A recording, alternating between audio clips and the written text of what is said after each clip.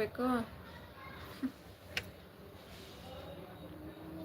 ಬೆಳ್ಳಂ ಬೆಳಗ್ಗೆ ಕೋಳಿ ಕೂಗು ಚಂದ, ಹೊಲದಲ್ಲಿ ಹಸಿರು ಚಂದ, ಗುಡಿ ಜಾತ್ರೆ ಸಡಗರ ಚಂದ, ಆದರೆ ನಿನ್ನ ಕಣ್ಣಲ್ಲಿ ನನ್ನ ಬಿಂಬ ಕಂಡಿದ್ದೇ ಚಂದ ಅಂತಿದ್ದಾರೆ ಸಂತು. ಸೂಪರ್ ಸಂತು, ನೀವು ಒಳ್ಳೊಳ್ಳೆ ಕವನಗಳನ್ನ ಹಾಕ್ತಿದ್ದೀರಪ್ಪ, ತುಂಬ ಚೆನ್ನಾಗಿರುತ್ತೆ. ನನಗಂತೂ ಒಂದು ಕವನ ಕೂಡ ಬರಲ್ಲ.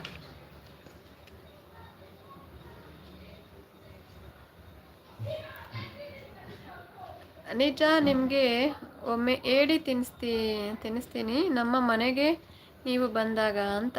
ಯಾರು? ಶುಭನಾ? ಶುಭ, ಬನ್ನಿ ಅವ್ರ ಮನೆಗಂತ ಹೋಗೋಣ ಏಡಿ ತಿನ್ನಕ್ಕೆ.